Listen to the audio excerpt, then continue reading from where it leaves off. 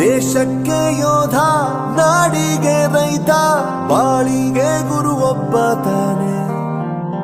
ಅಕ್ಷರ ಕಲಿಸೋ, ಅಜ್ಞಾನ ಅಳಿಸೋ, ಅವನೂನು ಅನ್ನದಾತಾನೆ.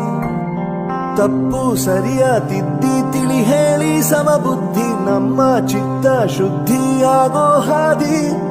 ಎಷ್ಟೇ ದೂರ ಹೋದ್ರೂ ಮರಿಬೇಡ ನಿನ್ನ ಬೇರು, ನಿನ್ನ ಸಾಧನೆಗೆಲ್ಲ ಇದುವೇ ಆದಿ. ಪಾಠಶಾಲಾ